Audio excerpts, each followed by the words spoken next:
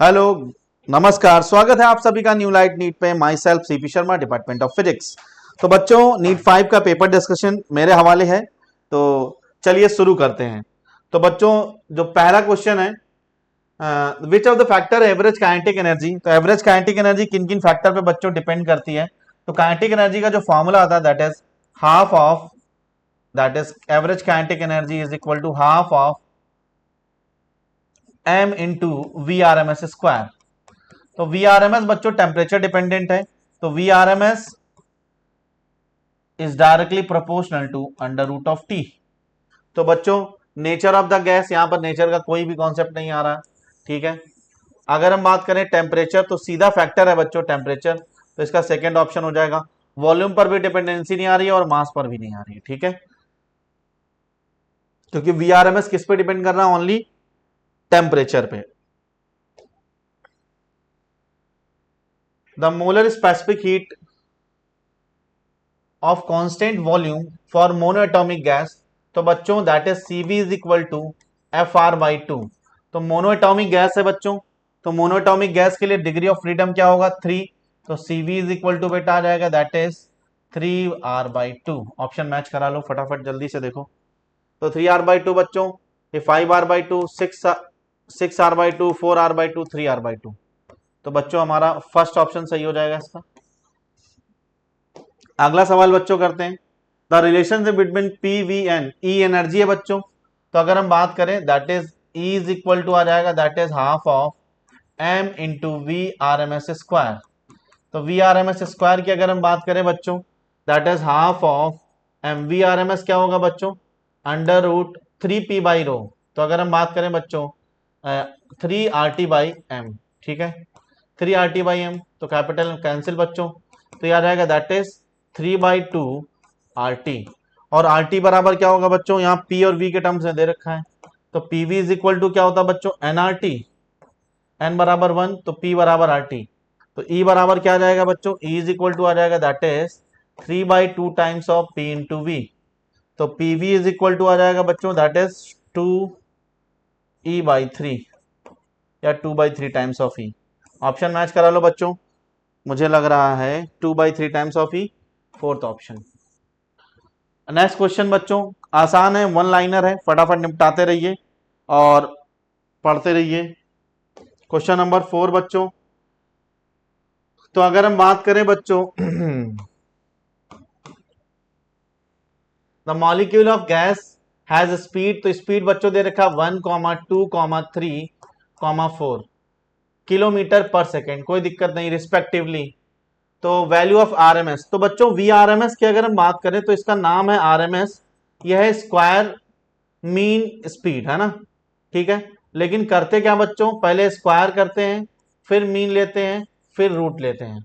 तो बच्चों वही करते हैं अपन भी, पहले स्क्वायर करते हैं, 1 square plus 2 square plus 3 square plus 4 square, और बच्चों मीन ले लेते हैं, और मीन लेने के बाद क्या कर लेते हैं, रूट ले लेते हैं।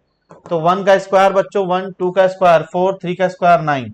तो 1 प्लस 4 प्लस 9 और प्लस 16, 16 9 25, 25 5 30, और यह आ जाएगा बेटा अंडर रूट ऑफ 30/4। तो 30/4 की अगर हम बात करें बच्चों, तो अंडर रूट 15/2, तो 15/2, तो अंडर रूट 15/2 क्या बच्चों कहां लिखा हुआ है, फर्स्ट ऑप्शन। तो फर्स्ट ऑप्शन सही है बच्चों।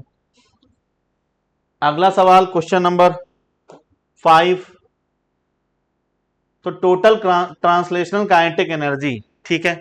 तो ट्रांसलेशन के अगर हम बात करें तो किसी भी ऑब्जेक्ट में बच्चों ट्रांसलेशन के कारण जो डिग्री ऑफ फ्रीडम बनेगी बच्चों, ये अगर हम बात करें तो ये Vx बच्चों, ये Vy और ये Vz। तो ट्रांसलेशन के कारण अगर हम बात करें बच्चों, तो हमारी जो डिग्री ऑफ फ्रीडम बनेगी वो बनेगी 3, ठीक है। और एनर्जी की बात करें तो एनर्जी बच्चों होती half of FnRT, where n is a number of mole बच्चों, ठीक है ना।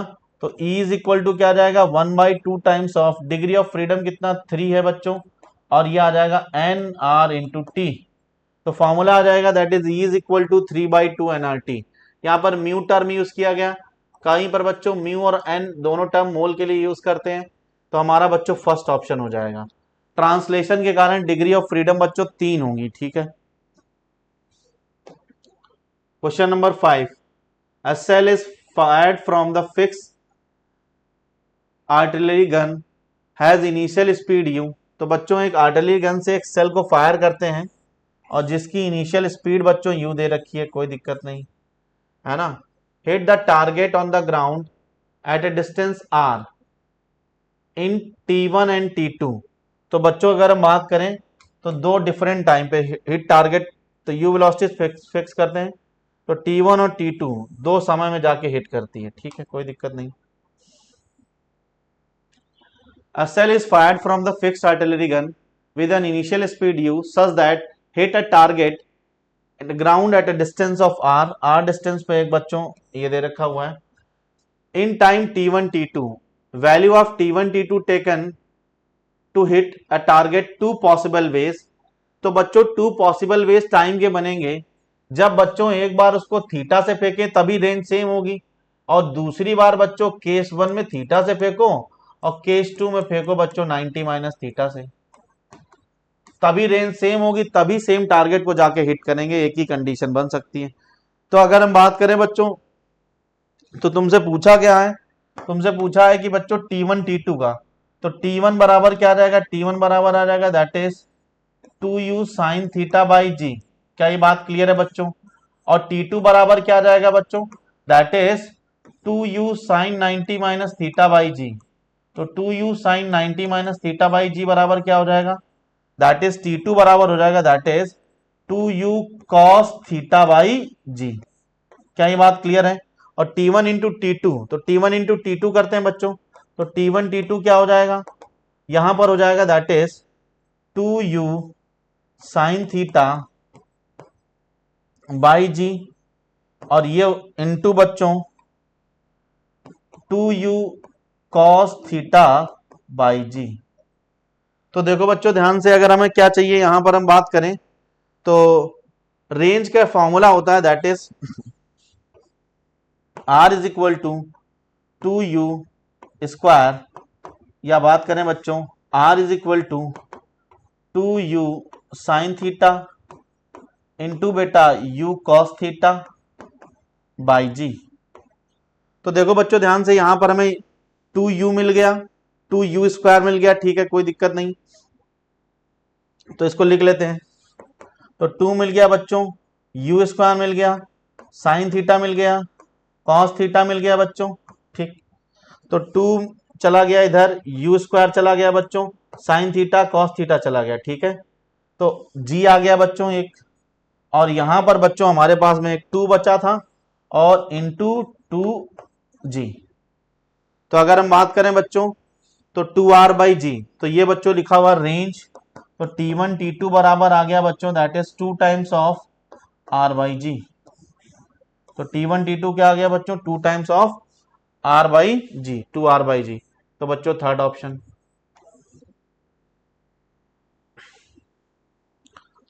अगला सवाल देखो बच्चों, question number 7, two particle projected from some point which have same speed 10 metre per second such that they have same range, ठीक है, कोई दिक्कत नहीं, but different maximum height, which of the following is true, कोई दिक्कत नहीं बच्चों। तो अगर हम बात करें दो पार्टिकल हैं जिनको सेम वेलोसिटी से फेंका जाता है किसी पॉइंट से, तो सेम वेलोसिटी से फेंका जाएगा बच्चों, तो ट्रेजेक्ट्री उनकी सेम है, तो रेंज सेम है बच्चों। रेंज सेम का बच्चों ये दूसरा सवाल है, तो रेंज अगर सेम है तो ये बच्चों यहां पर जाके हिट करेगा, दूसरी बार यहां पर जाके हिट करेगा। क्या ये बात क्लियर है? तो एक बार एच मैक्स कितना है बेटा, है एक बार 10 है, और दूसरी बार एच मैक्स कितना है बेटा, दूसरी बार 20 है, ठीक है। तो which of the following option is correct, ठीक है, तो रेंज पूछा गया, कोई दिक्कत नहीं बच्चों। तो अगर हम बात करें तो H1 इंटू H2, तो ये कितना आ जाएगा 200, ठीक है। तो एक बार H कितना आएगा बेटा, you square sine square theta by 2g, और H2 कितना आ जाएगा बच्चों, that is you square cos square theta by 2g। तो 10 मीटर पर सेकेंड से फेंका जाता है। u की वैल्यू दे रखी है 10, तो h1 बराबर बच्चों 10, ये आ जाएगा that is 10 square sine square theta by 2g। तो रेंज पूछा है तो रेंज बनाना पड़ेगा, ठीक। तो h1 इंटू h2 कर देते बच्चों, तो आ जाएगा that is u square sine square theta u square cos square theta by 2g। तो ये हो जाएगा 2 जा बच्चों कितना हो जाएगा 4, ये हो जाएगा जी स्क्वायर, ठीक। तो रेंज का फॉर्मूला, फिर हमें रेंज चाहिए एच के टर्म्स में, तो आर बराबर क्या होगा बच्चों, U square 2 sine theta cos theta by G. तो बच्चों टूट का टर्म चाहिए, यू स्क्वायर दो बार है, कोई बात नहीं बच्चों, ठीक है। यू स्क्वायर दो बार है बच्चों, साइन स्क्वायर दो बार है बच्चों, ठीक है। और ये हमको चाहिए बच्चों, तो 4 से ऊपर नीचे मल्टीप्लाई कर देते बच्चों, तो 4 से जैसे मल्टीप्लाई कर देंगे तो ये बचेगा बच्चों दैट इज h1 h2 बराबर आ जाएगा हमारा दैट इज 4, ये आ जाएगा बच्चों आर स्क्वायर बाई 4 4 जा 16, तो आर स्क्वायर बाई 16, तो आर बराबर बच्चों आ जाएगा that is 4 under root of h1 h2 आ जाएगा बच्चों। तो r बराबर 4 under root of h1 h2, यही फॉर्म, आप चाहो तो इसको याद भी कर सकते हो, 4 अंडर रूट ऑफ h1, तो अंडर रूट ऑफ h1 कितना बेटा 10 है, h2 कितना है 20, तो ये आ जाएगा बच्चों दैट इज 40 रूट 2। तो r बराबर बच्चों आ जाएगा दैट इज 40 रूट 2, तो r बराबर 40 रूट 2। अगर सीधे आपको ये चीज याद होती तो आप सीधे बच्चों लगा सकते थे। Question number, a bullet is fired with speed of 2000 metre per second, तो वेलोसिटी दे रखी बच्चों that is 2000 metre per second, hit a target 200 metre away, तो एक्स में जो डिस्टेंस दे रखी है बच्चों that is 200 metre away from level ground, ठीक है। तो गन को कितने ऊंचे रख के शॉट किया जाए बच्चों, ठीक है, कोई दिक्कत नहीं, ये है, ये लेवल ग्राउंड है, यहां से बच्चों 200 मीटर की दूरी पर है। तो देख लेते हैं, अगर हम इसको ऐसे फेंकेंगे तो वाई डायरेक्शन में कुछ ना कुछ दूरी, वाई डायरेक्शन में कुछ ना कुछ एंगल रखना पड़ेगा। तो टाइम इज इक्वल टू क्या आ जाएगा, डिस्टेंस बाय स्पीड, तो डिस्टेंस हॉरिजेंटल में कितना है 200, और स्पीड कितनी है बच्चों है दैट इज 2000। तो बच्चों दो जीरो कैंसिल 2, तो यह आ जाएगा टी बराबर 01। तो प्री फॉल करेगा वाई डायरेक्शन में, तो एस वाई बराबर क्या आ जाएगा half of ji t square, तो जी की वैल्यू 10 और टी स्क्वायर की वैल्यू बेटा 0.1 का होल स्क्वायर, तो ये 2 5 जा 10, तो एस वाई बराबर कितना आ जाएगा, ये आ जाएगा 5 इंटू बेटा 0.01, तो क्या आ जाएगा बच्चों 0.05 मीटर, और सेंटीमीटर में देखें तो 5, directly the target 5 centimetre below 5 centimetre above the target, ठीक है। तो थर्ड ऑप्शन है 5 सेंटीमीटर ऊपर करके गन पॉइंट करो, टारगेट को हिट करो, मजे पाओ, काम खत्म करो। क्वेश्चन नंबर 8 बच्चों, a clock and head usually continuously moving, तो बच्चों एक क्लॉक हैंड है, तो एक घड़ी है, तो उसकी बच्चों रेडियस दे रखी है कितनी, आर बराबर दे रखा बच्चों 0.1 मीटर, कोई दिक्कत नहीं है, ठीक है। तो कौन सा है, सेकेंड हैंड है, तो सेकेंड हैंड का टाइम पीरियड 60 होगा, तो angular velocity omega is equal to क्या आ जाएगा बच्चों 2 पाई बाई टी, तो 2 पाई बाई टी तो मतलब कितना हो जाएगा that is 2 pi by 60। Second hand का टाइम पीरियड कितना होगा 60 के बराबर हो गए।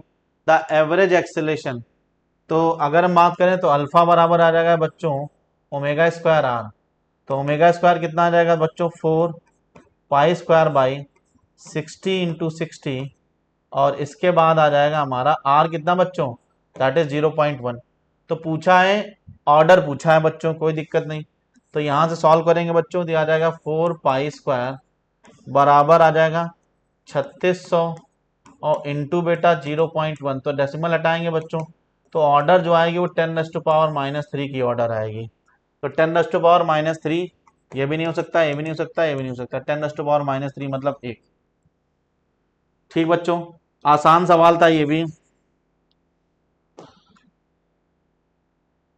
To bullets are fire horizontally with different velocities. तो बच्चों अगर हम बात करें, दो बुलेट है हॉरिजॉन्टली फायर करते हैं कुछ हाइट से, सेम हाइट से फायर करते हैं बच्चों। तो ये मान लेते हैं h हाइट है, यहां से फायर करते हैं। तो बच्चों यहां से अगर हम फायर करेंगे तो कितनी भी वेलोसिटी से फायर करो बच्चों, क्योंकि t बराबर आएगा √2h/g, क्योंकि y डायरेक्शन में ऑब्जेक्ट जो है वो फ्री फॉल करेगी। y डायरेक्शन में इसकी इनिशियल वेलोसिटी कितनी होगी, 0। तो अगर हम बात करें बच्चों, चाहे x डायरेक्शन में कितनी वेलोसिटी दे दो, तो उससे जो टाइम जो है वो इंडिपेंडेंट आएगा, क्योंकि t is directly proportional to √h। Height जब तक नहीं बढ़ाएंगे तब तक बच्चों y डायरेक्शन का टाइम चेंज नहीं होगा। ठीक है, तो y डायरेक्शन का टाइम चेंज नहीं होगा तो सेम समय, जितने समय में y में नीचे आएगा वो x में आगे की तरफ बढ़ेगा। तो क्या होगा, स्लोवर वन कोई दिक्कत नहीं, फास्टर वन कोई दिक्कत नहीं हो सकता, both will be reach simultaneously. और ये एक इंपॉर्टेंट कॉन्सेप्ट है बच्चों, कीप इन माइंड। अब मैं बोलूंगा इसको, it can not be predicted. तो बच्चों थर्ड ऑप्शन है। क्वेश्चन नंबर 11 की तरफ मूव करते हैं। The maximum height attend bye projectile is increased by 10%, keeping the angle of projection and initial velocity constant। तो अगर हम बात करें the percentage increase in horizontal range, तो अगर हम बात करें बच्चों दैट इज, तो h बराबर क्या होगा बच्चों, u² sign square theta by 2g। और अगर हम r की बात करें तो r बराबर होगा बच्चों दैट इज u²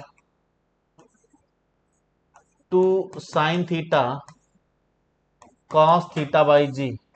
ठीक है, तो अगर हम h/r निकालते हैं बच्चों तो क्या आ जाएगा, that is u² sign square theta by 2g और इंटू बेटा g डिवाइड बाई u²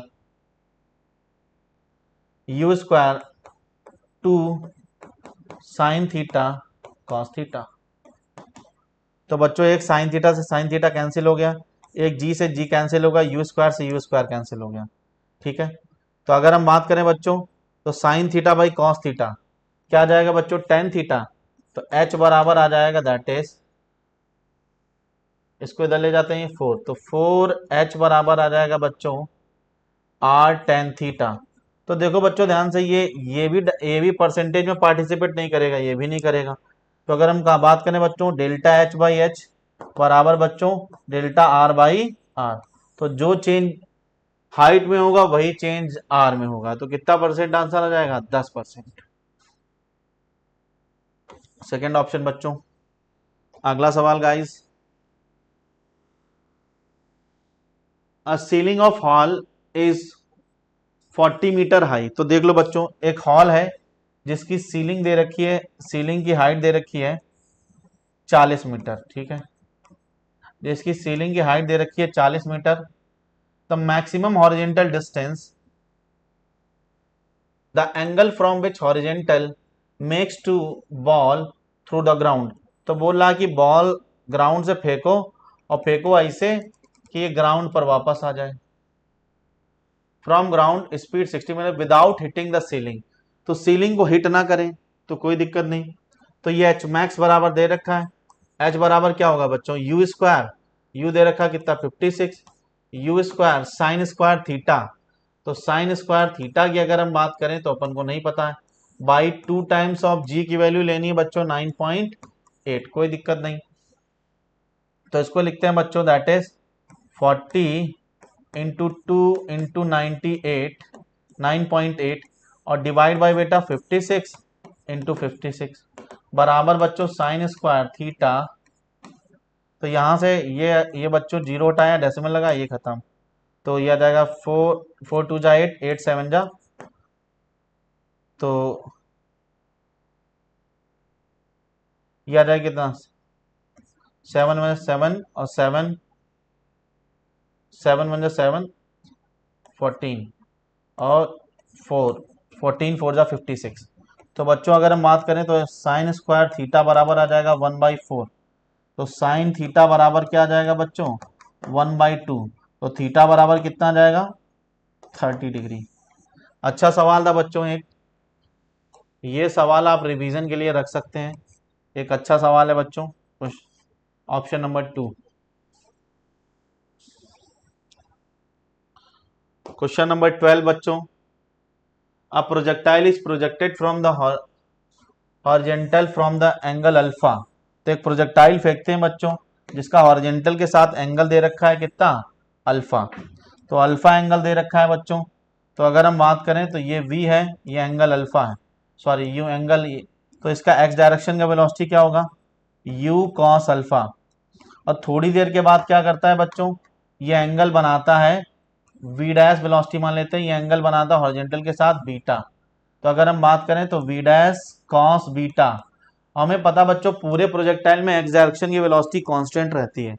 तो अगर हम बात करें बच्चों that is v dash cos beta must be equal to u cos alpha.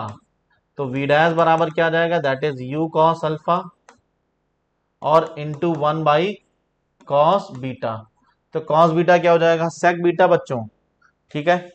तो ये नहीं हो सकता बच्चों, ये भी नहीं हो सकता है। थर्ड ऑप्शन v बराबर u cos अल्फा और sec बीटा। तो third option. Question number 14, two bodies thrown with angle 60 degree and 45 degree and 60 respectively with horizontal, the both body attain same vertical height, ठीक है ना। The ratio of their velocities, तो बच्चों दोनों की height same है। तो अगर हम बात करें तो the ratio of their velocities, तो h1 बराबर h2, तो h1 बराबर बच्चों h2, तो क्या हो जाएगा u1 square sine square theta. तो साइन स्क्वायर थीटा कितना 45 डिग्री है, तो sign square theta by 2g।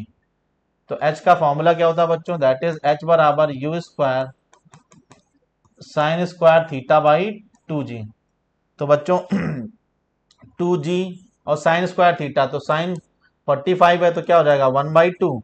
तो u1 स्क्वायर बराबर आ जाएगा बच्चों 4g और मस्ट बी इक्वल टू क्या आ जाएगा बच्चों u2 स्क्वायर और डिवाइड बाई बच्चों 2g और यहां पर आ जाएगा साइन थीटा। तो साइन 60 की वैल्यू √3/2, तो स्क्वायर करेंगे यह जाएगा √3 और 2 का स्क्वायर आ जाएगा बच्चों 4।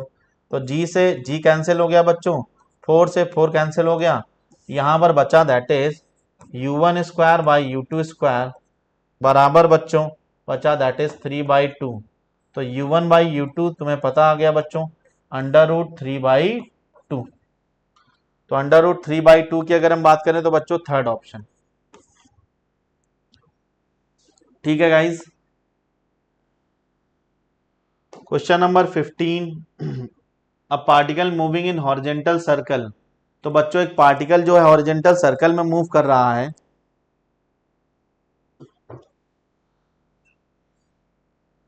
A particle is moving in horizontal circle. तो पार्टिकल हॉरिजेंटल सर्कल में अगर मूव कर रहा है with constant speed, it's constant, क्या कांस्टेंट होगा बच्चों, तो हॉरिजेंटल सर्कल में मूव कर रहा है, इसकी लीनियर वेलोसिटी का मैग्नीट्यूड कांस्टेंट होगा, ठीक है ना।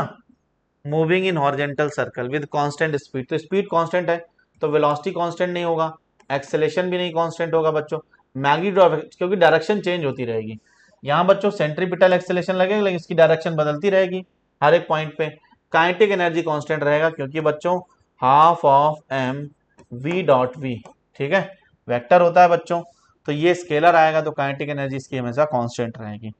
मैग्नीट्यूड तो कांस्टेंट रहेगा, डायरेक्शन भी, इसमें डायरेक्शन का कॉन्सेप्ट ही नहीं। तो बच्चों 15 का third option, the uniform circular motion velocity vector and acceleration vector. तो अभी देखा हम लोगों ने बच्चों यूनिफॉर्म सर्कुलर मोशन में, यूनिफॉर्म सर्कुलर मोशन में बच्चों क्या होगा, हमारा सेंट्रीपिटल फोर्स होगा। तो सेंट्रीपिटल एक्सेलेरेशन होगा सेंटर की तरफ और वेलोसिटी होगा किधर बेटा टेंजेंशियल, दोनों के बीच में एंगल कितना होगा 90 डिग्री। तो देख लो बच्चों always perpendicular to each other, same direction opposite direction not. Not related to each other. तो बच्चों फर्स्ट ऑप्शन सही हो गया इसका। Question number 16, a rat is going towards east with 10 metre per second. तो बच्चों अगर हम बात करें, that is velocity of rat is 10 metre per second towards east, ठीक है। And a cat is moving 10 metre per second towards north. तो velocity of cat की अगर हम बात करें बच्चों, तो 10 metre per second towards north, ठीक है। तो पूछा गया find the speed of cat seen by rat. तो velocity of cat with respect to rat, तो क्या आएगा बच्चों, वीसी माइनस का वी आर। तो वीसी माइनस, तो वीसी वेलोसिटी ऑफ कैट कितना बेटा है, यह है 10 जे कैप माइनस का बेटा 10 आई कैप। मैग्नीट्यूड पूछा है बच्चों, दैट इज 10 स्क्वायर प्लस का 10 स्क्वायर, तो ये आ जाएगा बच्चों 10√2। तो थर्ड ऑप्शन बच्चों। Question number 18, question number 18, the equation of particle. तो बच्चों इक्वेशन दे रखी है, y बराबर दे रखा है, that is x minus x square. तो स्टैंडर्ड इक्वेशन का है y इज इक्वल टू बेटा x tan theta minus g x square by 2u square cos square theta. ठीक है भैया, ध्यान से देखो। तो यहां से पहले रेंज निकाल लेते हैं बच्चों। इसको अगर हम dy बाई डी एक्स करेंगे तो dy बाई डी एक्स बराबर आ जाएगा कितना बेटा, दैट इज 1 माइनस का 2x बराबर 0 करेंगे तो x बराबर बच्चों 1/2 आ जाएगा। और ये वो पॉइंट होगा जहां पर हमारा स्लोप 0 होगा मैक्सिमम हाइट पे, ठीक है। तो अगर हम बात करें बच्चों, तो यहां से अगर हम बात करें इसका डबल, तो डबल आ जाएगा रेंज। रेंज बराबर होगा दैट इज 1/2 टाइम्स ऑफ 2 बराबर 1। ये आ गया तुम्हारा रेंज 1 मीटर, बिल्कुल सही बात है। एक्स टेन थीटा से कंपेयर करेंगे तो एक्स बराबर क्या होगा, यहां से टेन थीटा बराबर क्या होगा बच्चों 1, तो टेन थीटा बराबर 1, तो थीटा बराबर 45 डिग्री, ये भी बात सही है। यहां देखो बच्चों ध्यान से, x बराबर 1/2 पे हमारा मैक्सिमम आ रहा है, तो इस x बराबर 1/2 पुट कर दो यहाँ पे। तो y is equal to h max पूछा, मैक्सिमम हाइट पूछा है, मैक्सिमम हाइट 0.25। तो बच्चों क्या आ जाएगा 1 माइनस का 1/4, तो कितना आ जाएगा बेटा, तो आ जाएगा 3/4।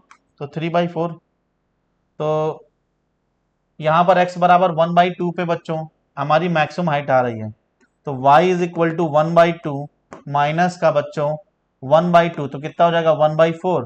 तो 2 से बच्चों ऊपर नीचे मल्टीप्लाई कर दिया, तो क्या आ गया बच्चों, दैट इज 1/4। तो 1/4 की अगर हम बात करें तो बच्चों 0.25 मीटर, बिल्कुल सही बात है।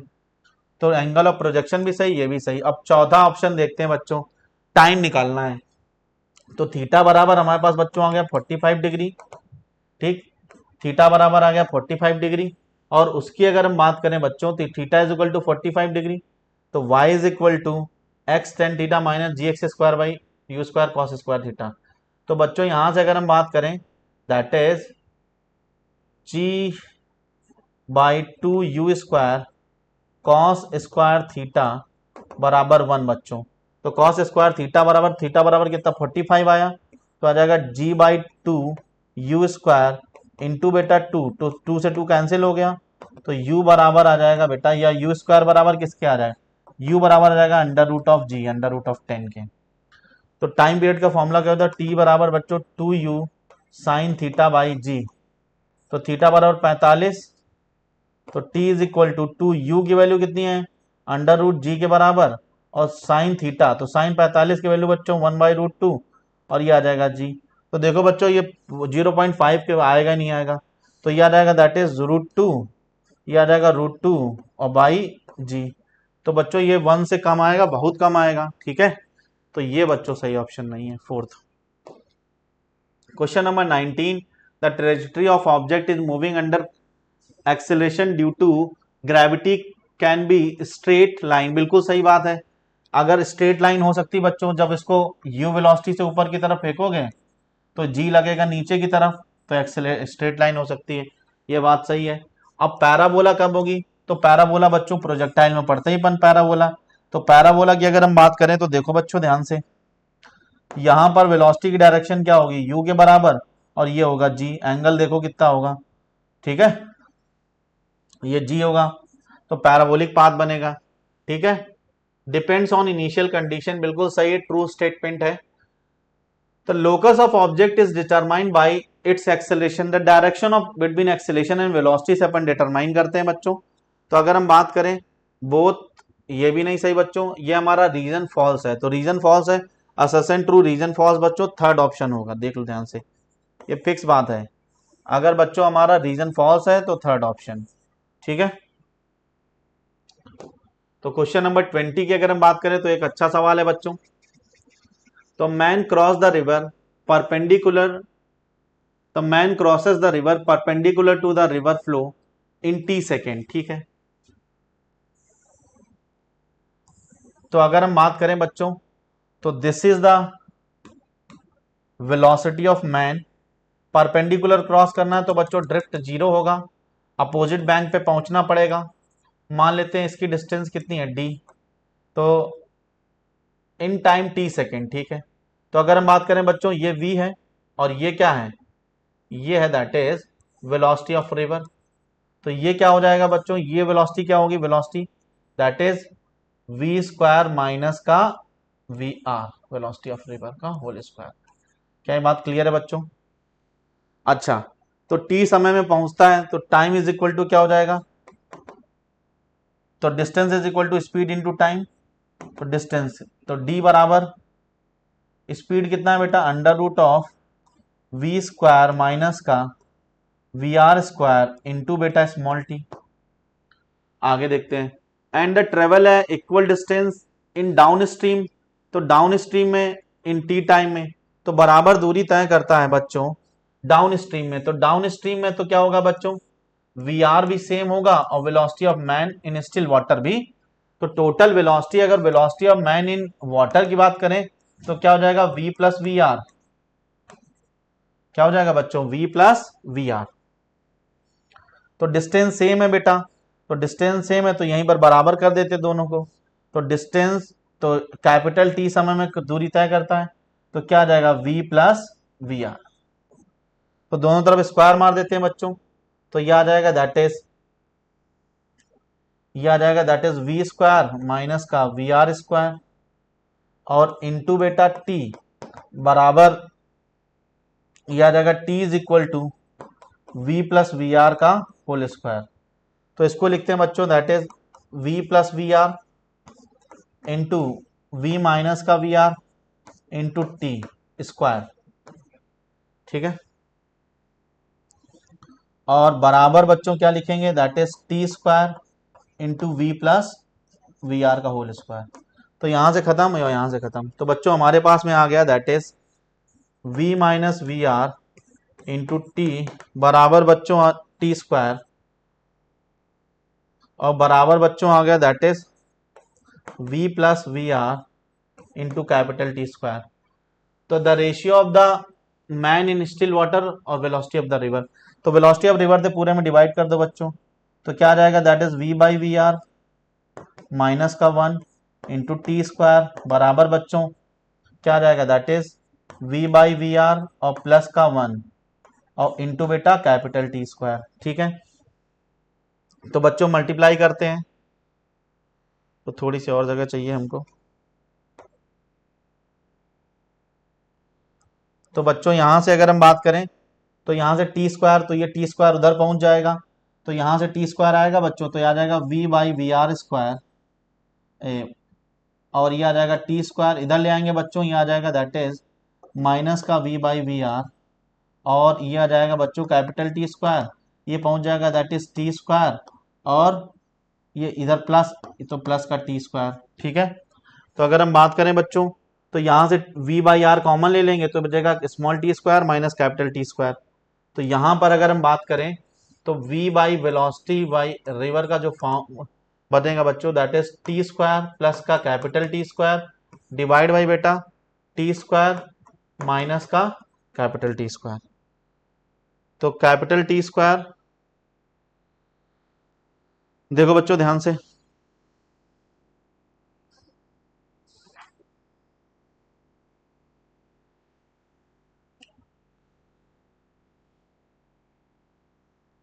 तो बच्चों थर्ड ऑप्शन,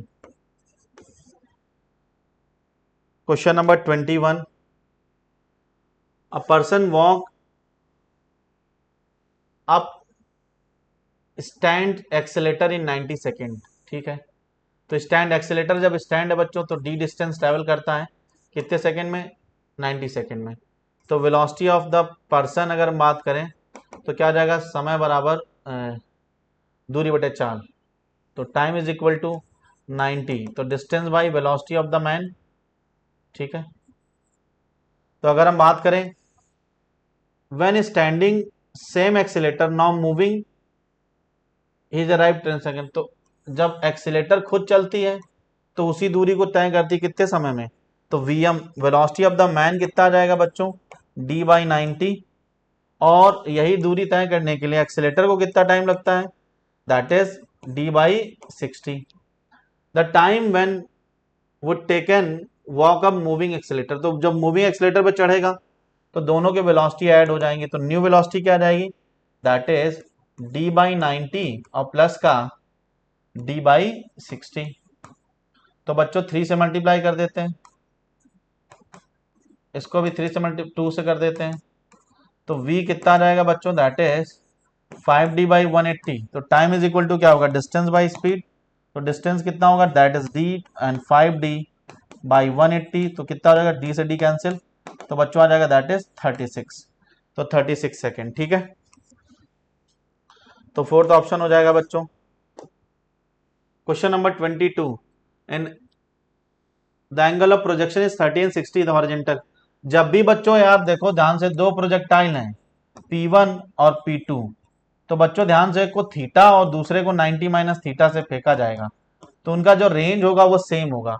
या अगर हम बात करें तो P1 प्लस P2 बराबर कितना आना चाहिए बच्चों, 90। कैसे पे फेंका हो, कितनी बड़ी वाली रखी हो, तो देखो इन दोनों का सम कितना आ रहा है 90, तो उनका रेंज कितना होगा 1, तो रेंज दोनों की होगी सेम। क्वेश्चन नंबर 23 बच्चों, the motion of object with respect to the moving stationary object is called, the motion of object moving with stationary object, तो velocity of object A with respect to B, तो ये बच्चों क्या होगा, velocity of A, तो velocity of A with respect to B बच्चों, तो ये तो रिलेटिव वेलोसिटी होता है, तो कांस्टेंट वेलोसिटी नहीं, रिलेटिव वेलोसिटी बिल्कुल सही, इंस्टेंटेनियस वेलोसिटी तो ये था D V by D T या D X by D T, और टर्मिनल वेलोसिटी तो ये तो अलग ही चीज है।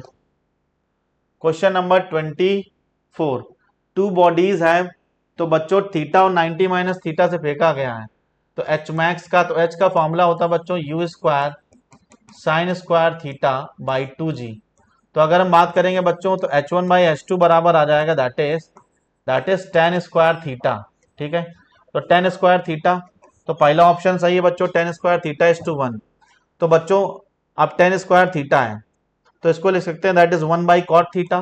ठीक है, 1 बाई कॉट स्क्वायर थीटा, तो ये भी सही है बच्चों। अब कॉट थीटा को, जैसे कॉट थीटा को क्या लिख सकते हैं बच्चों, तो कॉट थीटा को लिख सकते हैं दैट इज टेन थीटा को लिख sign theta by cos theta, तो इसको लिखते हैं cos theta by sine theta. और कॉस थीटा को बच्चों तो 1 बाई सेक थीटा लिख सकते हैं, सॉरी 1 कॉस थीटा को बच्चों 1 बाई सेक थीटा लिख सकते हैं, और साइन थीटा को लिख सकते हैं 1 बाई कॉसेक थीटा। तो दोनों का स्क्वायर करेंगे तो थर्ड ऑप्शन भी सही, फर्स्ट भी सही, सेकंड भी सही, थर्ड भी सही। तो बच्चों चारों ऑप्शन है, और एक घुमाने वाला सवाल है बच्चों, identify the correct statement to the projectile motion. तो करेक्ट स्टेटमेंट बताना है बच्चों। In uniform accelerated, it is uniformly accelerated बच्चों। ठीक है, यूनिफॉर्म एक्सेलेटेड मतलब एक्सेलेशन कांस्टेंट है, तो ए बराबर जी, बिल्कुल बात सही है। तो अगर हम बात करें कांस्टेंट एक्सेलेशन मोशन में, तो ट्रेजेक्ट्री कैसी आती है बच्चों, ट्रेजेक्ट्री कुछ हमारी जो है वो इस तरीके से आती है। ठीक, हाईएस्ट पॉइंट पे अगर हम बात करें बच्चों, तो हाईएस्ट पॉइंट पे हमारी जो वेलोसिटी होती है यू कॉस थीटा, और ये जी, तो वेलोसिटी बेटा एक पॉइंट पे परपेंडिकुलर होती है, वो यही पॉइंट है। It is uniformly accelerated where except the highest point में, बिल्कुल ये acceleration, the uniform acceleration is never perpendicular to the velocity. तो बच्चों एक केस होता है जब वेलोसिटी से परपेंडिकुलर होता है, ये भी नहीं हो सकता, नन ऑफ दिस। तो बच्चों हमारा फर्स्ट ऑप्शन हो जाएगा, क्योंकि projectile motion is a uniformly accelerated motion है। ठीक है बच्चों, तो यहाँ मेरे 25 क्वेश्चन खत्म होते हैं। ठीक है, तब तक के लिए थैंक यू सो मच। और आगे के क्वेश्चंस ज्ञान सर कराएंगे। ठीक, okay, thank you all of you. Good evening बच्चों। तो अब हम लोग यहाँ पर आपके इस पेपर का क्वेश्चन नंबर 26 से डिस्कशन करने जा रहे हैं। होपफुली आप सभी का पेपर बहुत ही अच्छा हुआ होगा। तो स्टार्ट करते हैं from question number 26। A body is throne horizontally from the top of the tower and strike the ground after 3 seconds at an angle of 45 degree with the horizontal. Find out the height of the tower and the speed with which the body was projected। देखो भैया, जैसे यहां पर ये ground है और ये कोई टावर है। इस टावर की जो हाइट है वो h के इक्वल है, जो हमको निकालनी है। यहां से किसी बॉडी को हॉरिजॉन्टली प्रोजेक्ट किया गया है, सपोज किसी वेलोसिटी u के साथ। ये बॉडी ऐसे जाकर यहां पर कहीं पे ग्राउंड को स्ट्राइक करेगी। तो हमसे पूछा गया है कि ये जो बिल्डिंग है इसकी हाइट क्या होगी और ये जिस वेलोसिटी से बॉडी को प्रोजेक्ट किया गया है वो वेलोसिटी क्या होगी। देखो, जानते हैं हम लोग कि प्रोजेक्टाइल मोशन में एक्सेलरेशन केवल वाई एक्सिस के अलॉन्ग होता है। यहां पर अगर हम देखें इनिशियल वेलोसिटी वाई एक्सिस के अलॉन्ग 0 है, तो एक फॉर्मूला हम लोगों ने पढ़ा है h is equal to u y t plus half g t square. ये तो हो गया बेटा 0। h की वैल्यू को हमें कैलकुलेट करना है, हाफ हो गया। g की वैल्यू हमको दे रखी है 9.8 पुट कर देते हैं। एंड टी स्क्वायर देखो कितनी देर के बाद स्ट्राइक करती है, आफ्टर 3 सेकेंड्स। तो 3 का स्क्वायर करेंगे बेटा, यहां पे 9 आ जाएगा। ये हो जाएगा 4.9 मल्टीप्लाइड बाई 9, मल्टीप्लाई करेंगे 9 9 जा 81, 1 आ गया, 44.1 मीटर आ गई इस टावर की हाइट। तो h की वैल्यू आ गई 44.1 मीटर, जो कि आपकी थर्ड ऑप्शन में भी है, फोर्थ ऑप्शन में भी है। अब वेलोसिटी से डिसाइड करेंगे कि कौन सा ऑप्शन हमारा सही है। देखिए ध्यान से, ये बॉडी यहां पर जो स्ट्राइक कर रही है, उन्होंने कहा है कि ये स्ट्राइक कर रही है ग्राउंड को 45 डिग्री पर। तो इसकी वेलोसिटी सपोज यहां पर v है, तो इसका ये वाला कंपोनेंट हमारा vx होगा और ये वाला कंपोनेंट हमारा vy के इक्वल होगा। हम जानते हैं प्रोजेक्टाइल मोशन में वेलोसिटी का जो हॉरिजॉन्टल कंपोनेंट है वो चेंज नहीं होता है। अच्छा, यहां पर ये देखिए, चूंकि ये 45 डिग्री पर स्ट्राइक करी है, इसका मतलब क्या हो गया कि vx इक्वल टू होगा किसके, vy के। तो हम किसी एक को कैलकुलेट कर ले, vy को कैलकुलेट करते हैं, vx अपने आप ही आ जाएगा। कैसे कैलकुलेट करेंगे देखिए ध्यान से, vy इक्वल होगा uy plus g into T के। uy तो हो गया आपका 0, g की वैल्यू है 9.8 मल्टीप्लाइड बाई t की वैल्यू है 3। जरा मल्टीप्लाई करिए, 3 8 जा 24, 29.4 मीटर पर सेकेंड आ गया। ये vy आ गया। ये vy ही हमारा vx होगा और vx ही हमारा क्या हो जाएगा, ux हो जाएगा, क्योंकि प्रोजेक्टाइल मोशन में हॉरिजॉन्टल डायरेक्शन में वेलोसिटी चेंज नहीं होती है। मूव करते हैं नेक्स्ट क्वेश्चन की तरफ, क्वेश्चन नंबर 27। देखिए 27 जो क्वेश्चन है वो ये है, a body is projected at time t equal to 0 from it certain point on a planet surface with certain velocity at certain angle with the planet surface. Okay, assume horizontal. The horizontal and vertical displacement x and y in meter respectively vary with time t in second as x equal to under 10 root 3t and y is equal to 10t minus t square. The maximum height attained by the body. Body किस maximum height को attain करेगा? तो देखो, जब body maximum height पर पहुंचेगी तो body की वेलोसिटी का y कंपोनेंट 0 हो जाएगा। मतलब अगर y की वैल्यू बेटा 10t माइनस टी स्क्वायर दे रखा है, तो अगर आप vy निकालेंगे तो बेटा ये dy बाई dt हो जाएगा, जो कि 10 माइनस 2t के इक्वल हो जाएगा। एट मैक्सिमम हाइट अगर हम बात करें तो एट मैक्सिमम हाइट पर जो हमारा vy है वो 0 हो जाएगा। तो 0 is equal to 10 minus 2t कर देंगे, 10 इज इक्वल टू 2t, यानी t is equal to 5 second. t equal to 5 second पर ये मैक्सिमम हाइट पर होगा। तो अब इसका t इक्वल टू 5 सेकेंड पर हम इसका वर्टिकल डायरेक्शन में डिस्प्लेसमेंट निकाल लेते हैं। ठीक है, देखिए तो यहां पे y जहां पे लिखा है वहां पे t की जगह 5 पुट कर दीजिए, तो ये हो जाएगा 10 इंटू 5 माइनस का 5 का square, 50 minus 25 is equal to 25 metre. So इसका करेक्ट आंसर हो जाएगा आपका option number D. I think ये बात भी सबको समझ में आ गई होगी। तो मूव करते हैं नेक्स्ट क्वेश्चन की तरफ, क्वेश्चन नंबर 28। देखिए क्वेश्चन नंबर 28 ये है, an aeroplane is flying horizontally with a speed of 720 kilometre per hour at an altitude of 490 metre when it is just vertically above the target, a bomb is dropped from it, how far horizontal it miss the target. देखो भैया ध्यान से, ये horizontal है, यहां पर कहीं एक एरोप्लेन इस तरह से जा रहा है किसी वेलोसिटी 720 किलोमीटर पर आवर से, इसको हम लोग चेंज कर लेते हैं 720 इंटू 5/18 से, ये आ गया 200 मीटर पर सेकेंड की वेलोसिटी से ये हॉरिजॉन्टली उड़ रहा है।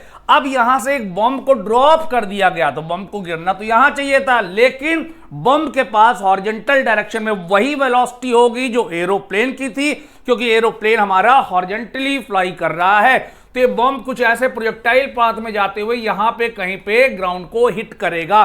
तो उन्होंने पूछा है how far horizontally it miss the target, ये डिस्टेंस कितनी होगी, किस डिस्टेंस से ये टारगेट को हमारा मिस करेगा। इसकी हाइट इस समय 490 मीटर दे रखी है, तो बेटा ये निकालते हैं इस बॉम्ब को जमीन में पहुंचने में कितना समय लगेगा। तो again h equal to ut plus half GT square लगा देते हैं। इनिशियल वेलोसिटी y एक्सिस के लॉन्ग 0 है, तो ये वाला टर्म 0 होगा, h की वैल्यू आपकी 490 हो गई, हाफ हो गया, g की वैल्यू 9 पॉइंट हो गई इंटू टी का स्क्वायर। सिंप्लीफाई करते हैं, 2 से ये जाएगा 4.9 टाइम्स, इसको कैंसिल करेंगे तो ये हो जाएगा 100 इक्वल टू टी स्क्वायर, यानी कि टी की वैल्यू आ जाएगी 10 सेकेंड। ये बॉम्ब 10 सेकेंड के बाद जमीन पर पहुंचेगा, तो गिरेगा कहां ये निकालना है। प्रोजेक्टाइल मोशन में हॉरिजॉन्टल डायरेक्शन में कोई एक्सेलरेशन नहीं होता है, इसलिए डिस्टेंस सिंपली हो जाएगी स्पीड मल्टीप्लाइड बाय क्या, टाइम। बॉम्ब की स्पीड वही होगी जो हमारी एरोप्लेन की स्पीड थी, इसका मतलब क्या हो गया 200 इंटू टी 10, तो ये हो जाएगा 2000 मीटर के इक्वल। देखते हैं कौन सा ऑप्शन सही है। Correct option is option number 2। अब मूव करते हैं नेक्स्ट क्वेश्चन में, क्वेश्चन नंबर 29। देखिए बहुत ही अच्छा क्वेश्चन है, कई बार पूछा जा चुका है, बहुत ही अच्छा क्वेश्चन है। देखिए बच्चों, find the angle of projection of projectile for which the horizontal range and maximum height are equal, मतलब किस एंगल ऑफ प्रोजेक्शन पे हॉरिजॉन्टल रेंज और मैक्सिमम हाइट इक्वल होंगी। हम रेंज का फॉर्मूला जानते हैं कि जो हॉरिजॉन्टल रेंज है वो U square sine 2 theta upon G के इक्वल होती है, और मैक्सिमम हाइट हमारी U square sine square theta upon 2g के इक्वल होगी। जी से जी कैंसिल हो गया, यू स्क्वायर से यू स्क्वायर कैंसिल हो गया।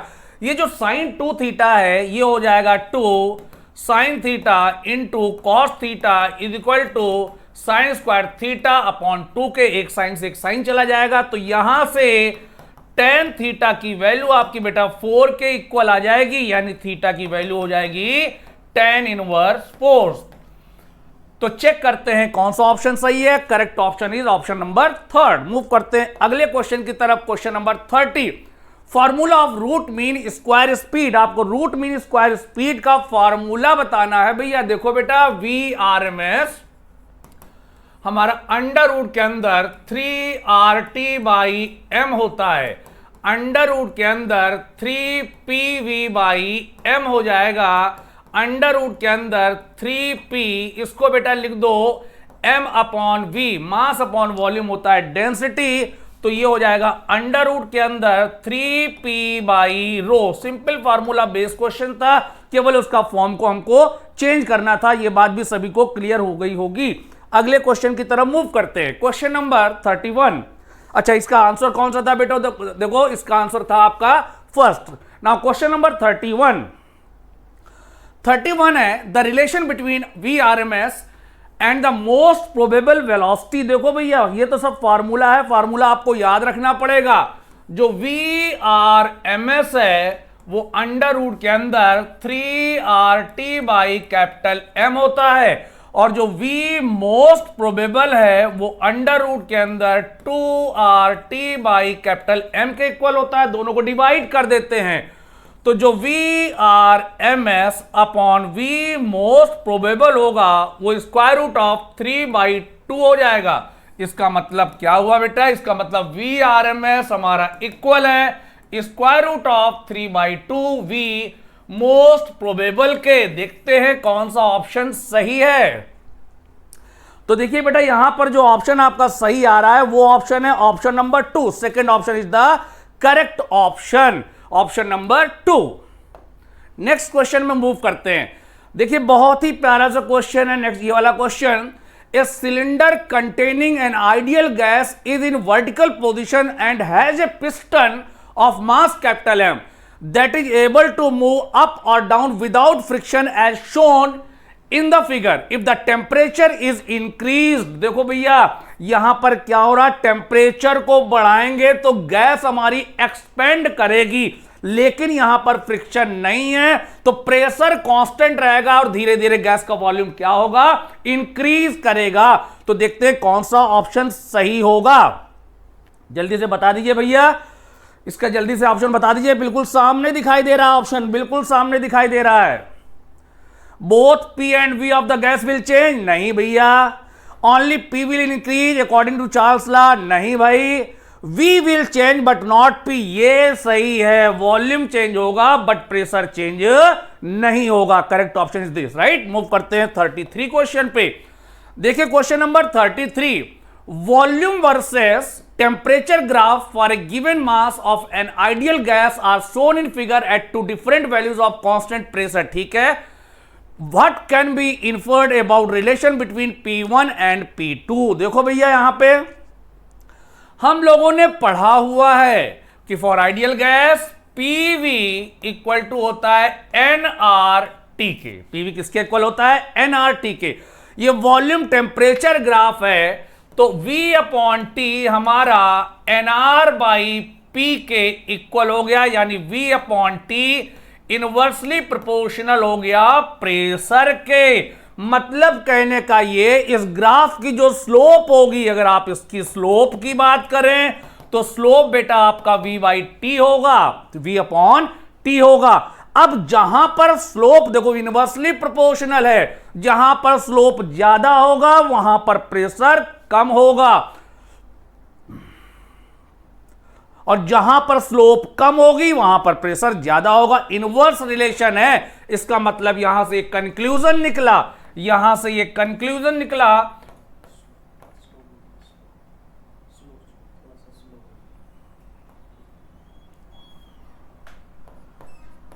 यहां से एक कंक्लूजन निकला कि P1 हमारा बड़ा होगा P2 से।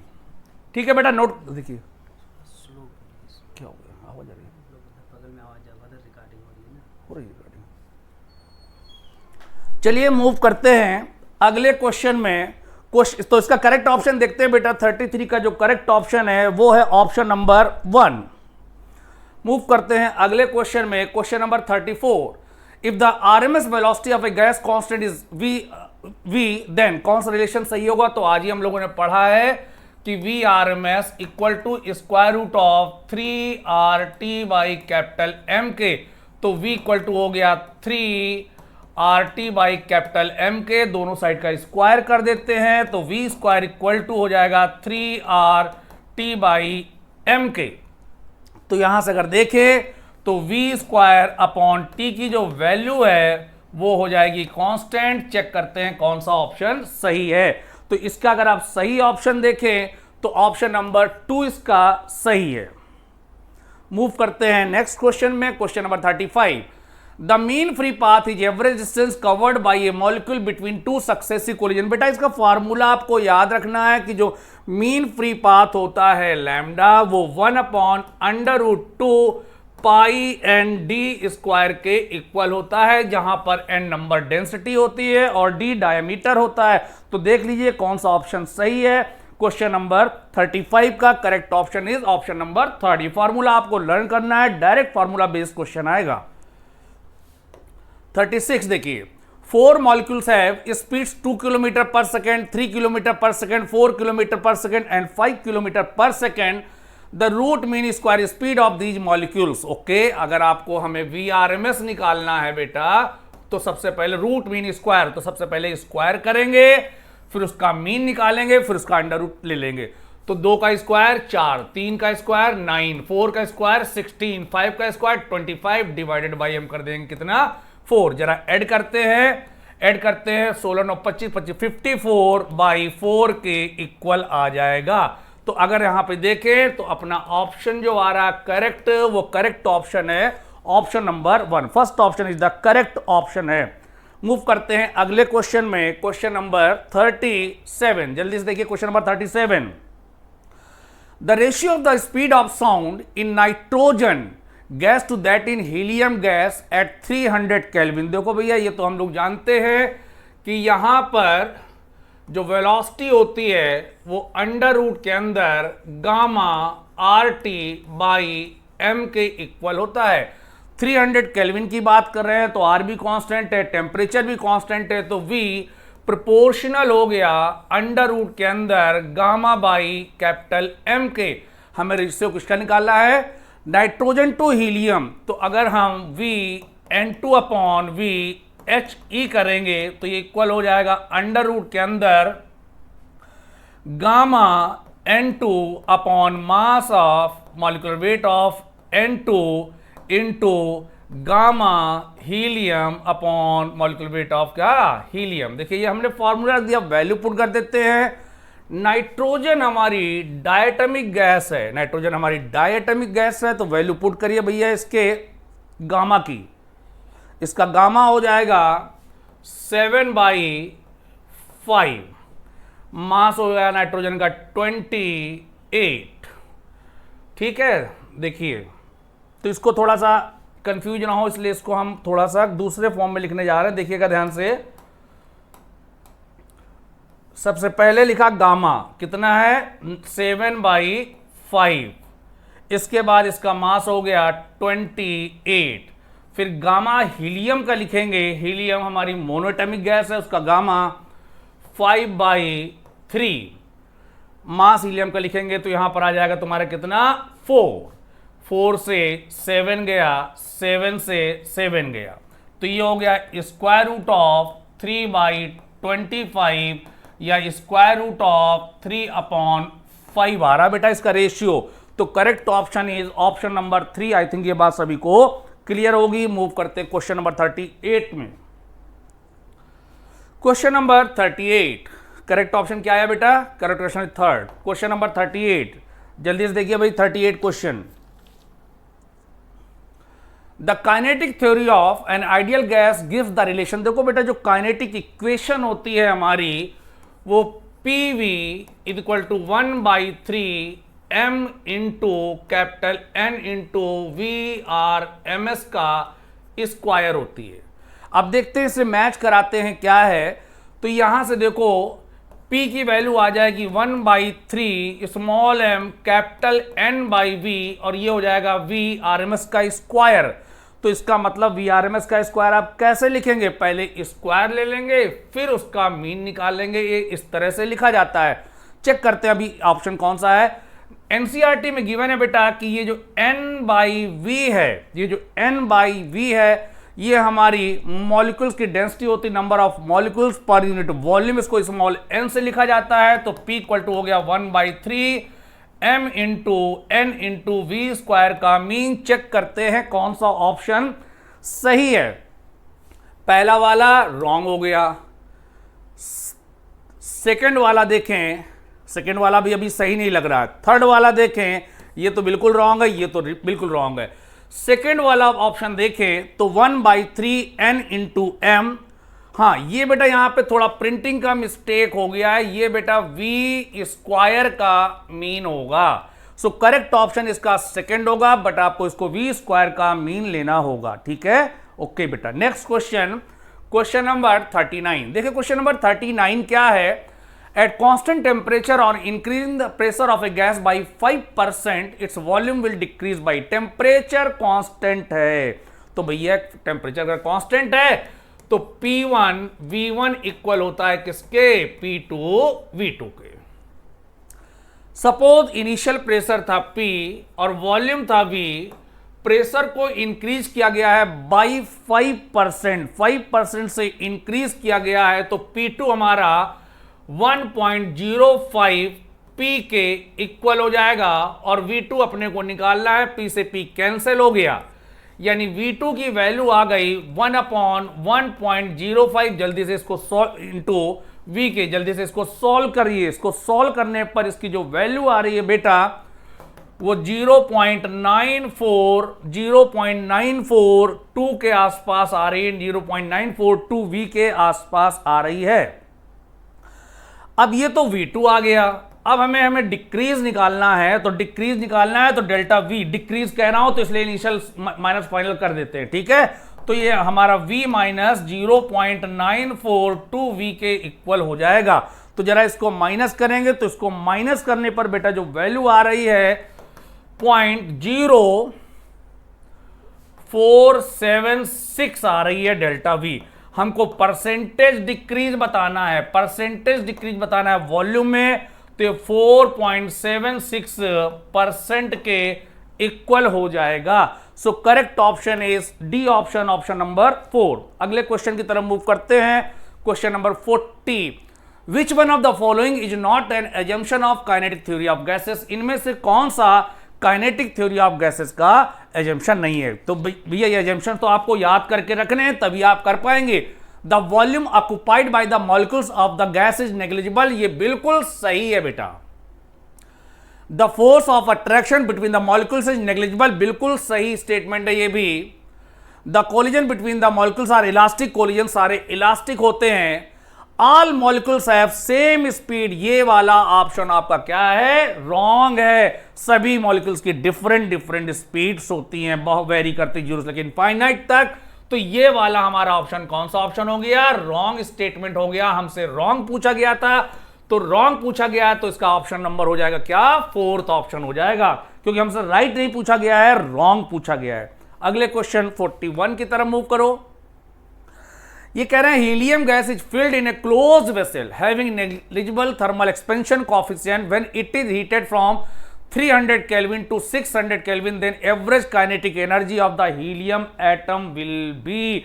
तो भैया देखो, जो एवरेज काइनेटिक एनर्जी होती है, अगर हम उसकी बात करें ½ mv/RMS के स्क्वायर की बात करें भैया, अगर इसकी बात करें तो बेटा ये 3/2 kT होती है। यानी कि हम काइनेटिक एनर्जी को कह सकते हैं कि डायरेक्टली प्रोपोर्शनल है किसके, टेम्परेचर के। तो अगर आप टेम्परेचर को डबल कर रहे हो तो एनर्जी भी आपकी क्या हो जाएगी, 2 टाइम्स हो जाएगी।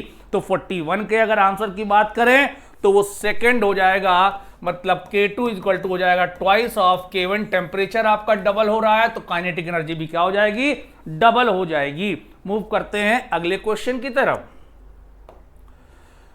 A ball is projected at an angle of 30 degree from horizontal with speed 10 metre per second, time of flight will be, time of flight पूछा गया है। बहुत ही सिंपल सा क्वेश्चन है। टाइम ऑफ फ्लाइट का फॉर्मूला होता है 2u sin θ/g। 2 को 2 रहने दो, u की वैल्यू दे रखी है आपको 10 मीटर, sin 30 दे रखा है, एंगल ऑफ प्रोजेक्शन 30 डिग्री है, g की वैल्यू पुट कर दी 10, तो ये कैंसिल हो गया। 2 इंटू साइन 31/2 होता है, तो इसकी वैल्यू आ गई 1 सेकेंड, टाइम ऑफ फ्लाइट आ गया 1 सेकेंड। तो देखते हैं इसका जो करेक्ट ऑप्शन है वो है ऑप्शन नंबर 3rd। मूव करते हैं अगले क्वेश्चन की तरफ। Question number 43। क्वेश्चन नंबर 43 है the molar specific heat of a gas. तो देखो भैया, मोलर स्पेसिफिक हीट जो C होती है वो 1/n delta Q upon delta T के इक्वल होती है, मोलर स्पेसिफिक हीट। अब देखो, ये जैसे हम बात करें एडियाबेटिक प्रोसेस के लिए, एडियाबेटिक प्रोसेस के लिए डेल्टा Q 0 होता है, तो फॉर अगर हम C निकालेंगे एडियाबेटिक प्रोसेस के लिए तो वो 0 हो जाएगी, और अगर C निकालेंगे आइसोथर्मल प्रोसेस के लिए तो वो इनफाइनाइट हो जाएगी, क्योंकि आइसोथर्मल प्रोसेस में डेल्टा T हमारा कांस्टेंट 0 हो जाता है, टेम्परेचर चेंज नहीं होता है। तो इसका मतलब C की वैल्यू हमारी 0 से इनफाइनाइट के बीच में हैज ओनली 2 वैल्यूज, ये रॉन्ग है। Has a unique value, wrong है। Can have any value between 0 and infinity, ये ऑप्शन सही है। तो करेक्ट ऑप्शन हो जाएगा इसका option number 3rd। Question number 44। Volume temperature graph at atmospheric pressure for monoatomic gas V in metre cube and T in degree centigrade. देखो भैया, हम लोग एक रिलेशन जानते हैं कि जो VT है हमारा वो V0 1 प्लस T अपॉन 273 होता है। ये सभी को रिलेशन याद होगा भैया। तो देखिए ध्यान से, जब टेम्परेचर की वैल्यू 0 है उस समय भी वॉल्यूम V0 है। इसके बाद ये एक लीनियर रिलेशनशिप है, जैसे जैसे टेम्परेचर बढ़ रहा है वॉल्यूम लीनियरली बढ़ रहा है। तो यहां पर देखो, यहां पर देखिए वॉल्यूम जब 0 है तब टेम्परेचर, ये रिलेशन गलत है, ये ओरिजिन से पास हो रहा है, ये भी गलत है। यहां पे वॉल्यूम कांस्टेंट है, ये भी गलत है। सो फर्स्ट ऑप्शन में देखो T इक्वल टू 0 में यहां पर वॉल्यूम हो गया V0 और इसके बाद लगातार वॉल्यूम लीनियरली इंक्रीज कर रहा है। सो करेक्ट ऑप्शन है इसका option number 1। Next question 45, from the following PT graph what inference can be drawn. ठीक है भैया, ये हमारा टीपी ग्राफ है भैया, टेम्परेचर प्रेशर ग्राफ है, जिस पे बहुत ध्यान देना है। देखो PV is equal to NRT होता है। तो यहां से अगर हम देखें पी, अच्छा ग्राफ आपको दे रखा है कौन सा, टेम्परेचर प्रेशर, ठीक है। तो यहां से V इक्वल टू आ गया एनआर टी बाई वी, जहां पर टी बाई वी इसकी क्या हो जाएगी, स्लोप की अगर हम बात करें, स्लोप हमारा टी अपॉन वी होगा, यानी वॉल्यूम इज डायरेक्टली प्रोपोर्शनल है हमारा किसके, स्लोप के। तो जहां पर स्लोप ज्यादा होगी वहां का वॉल्यूम ज्यादा होगा, जहां पर स्लोप कम है वहां का वॉल्यूम कम होगा। तो जल्दी से देखिए कहां पर स्लोप ज्यादा है, स्लोप ज्यादा है V2 के लिए, तो जहां पे स्लोप ज्यादा है वो वॉल्यूम ज्यादा होगा, यानी हम कह सकते हैं कि V2 is more than V1, V2 की वैल्यू हमारी V1 से ज्यादा होगी। सो करेक्ट ऑप्शन हो जाएगा ऑप्शन नंबर 1। आगे बढ़ते हैं क्वेश्चन नंबर 46, क्वेश्चन नंबर 46 की तरफ बढ़ते हैं भैया। देखिए जल्दी से पढ़िए, क्वेश्चन नंबर 46 भी थ्योरेटिकल क्वेश्चन है। If A gas container in motion is stop, the temperature of the gas rises, बिल्कुल राइज करेगा मॉलिक्यूल्स के, जैसे सडनली स्टॉप कर जाएगा तो मॉलिक्यूल्स के बीच कोलिजन स्टार्ट हो जाएगा, एनर्जी इनकी इंक्रीज करेगी, ठीक है ओके। इसके बाद लिखा है the kinetic energy of ordered mechanical motion is converted into the kinetic energy of random motion of gas molecules. बिल्कुल सही बात कह रहे हैं भैया, यानी कि ये जो असर्शन है ये भी हमारा सही है और रीजन इसको करेक्टली एक्सप्लेन कर रहा है।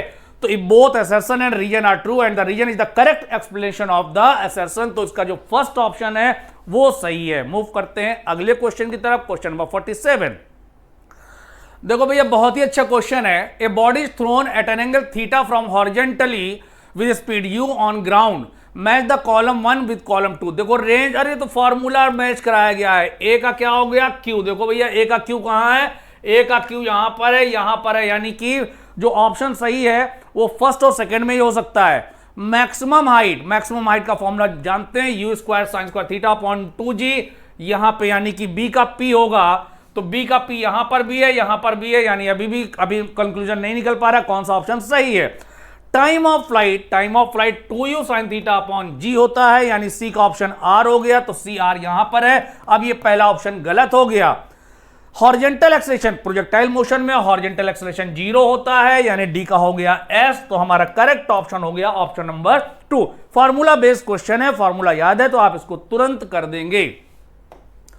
48, all of the following are properties of ideal gases except, ठीक है इनमें जो है सभी की सभी आइडियल गैस की प्रॉपर्टी होती, किसके अलावा कौन सी आइडियल गैस की प्रॉपर्टी नहीं है ये बताना है। देखिए भैया, gas molecules do not interact with each other except during collision, ये प्रॉपर्टी बिल्कुल सही है। Collision between gas molecules are completely elastic, collision elastic होते हैं, बिल्कुल सही है। ये हमारे काइनेटिक थ्योरी के मेन एजम्पशंस हैं, बेसिक पास्टुलेट्स हैं।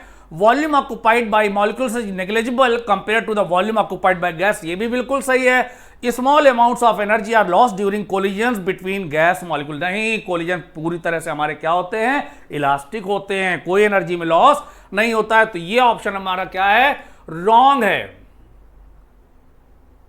तो इसका जो चूंकि हमसे रॉन्ग ऑप्शन पूछा गया है इसलिए फोर्थ ऑप्शन इसका रॉन्ग होगा। अगले क्वेश्चन में मूव करते हैं, इसका जो रॉन्ग ऑप्शन है फोर्थ है, right. The degree of freedom of A try atomic gas, भैया ट्राई एटमिक गैस है, ट्राई एटमिक गैस के पास जो डिग्री ऑफ फ्रीडम है आप जानते हैं, ट्राई एटमिक का मतलब हो गया कि 3 हो गई उसके पास ट्रांसलेशनल डिग्रीज ऑफ फ्रीडम और 3 हो गई उसके पास रोटेशनल डिग्रीज ऑफ फ्रीडम। यानी कि इसके पास 3 हैं ट्रांसलेशनल डिग्री ऑफ फ्रीडम और 3 हैं रोटेशनल डिग्री ऑफ फ्रीडम। जब तक की वाइब्रेशनल की बात ना की जाए तब तक उसको कंसीडर नहीं करते हैं। तो जो टोटल डिग्रीज ऑफ फ्रीडम हो गई इसकी वो हो गई 6। तो करेक्ट ऑप्शन हो गया third option is the correct option. Move करते हैं नेक्स्ट क्वेश्चन में। Volume, pressure and temperature of an ideal gas are Vp and T respectively if mass of its molecule is m। Molecule का mass small m दे रखा है, then its density बतानी है भैया। Density बतानी है। देखो भाई हम लोग जानते हैं PV is equal to nRT होता है, ठीक। n नंबर ऑफ मोल्स होते हैं। एक फॉर्मूला पढ़ा है आपने कि K इक्वल टू होता है R बाई NA, जहां पर Na एवोगाड्रो नंबर होता है, R आइडियल गैस कांस्टेंट है, K बोल्ट्जमैन कांस्टेंट है। क्योंकि आंसर में K आ रहा है तो हमें K के टर्म में लाना पड़ेगा, यानी इसको N into Na times K into T लिखा जा सकता है। हमसे डेंसिटी पूछी गई है तो P प्रेशर हो गया। वॉल्यूम क्या हो जाएगा? वॉल्यूम बेटा हो जाएगा मास अपॉन डेंसिटी। अब देखिएगा ध्यान से, ये P हो गया। हमको यहां पर ये जो मास कैपिटल M है गैस का मास है, लेकिन हमें मॉलिक्यूल का मास दिया हुआ है। तो अगर total number of molecules N है तो इसका मास को हम N इंटू M लिख देंगे, अपॉन का डेंसिटी लिख देंगे। Small n into capital N number of moles में जब एवोगाड्रो का नंबर का मल्टीप्लाई करेंगे तो total number of molecules capital N आ जाएगा और ये KT आ जाएगा। N से N कैंसिल हो जाएगा, यानी PM अपॉन KT की वैल्यू हमारी डेंसिटी के इक्वल होगी। सो करेक्ट ऑप्शन बेटा यहां से देख रहे हैं हम लोग, ऑप्शन नंबर 4 है। तो पेपर बहुत ही बढ़िया था। आई थिंक आप सभी ने बहुत अच्छे से किया होगा, ठीक है। तो नेक्स्ट एग्जाम के लिए प्रिपेयर करिए बेटा। Best of luck and thank you very much.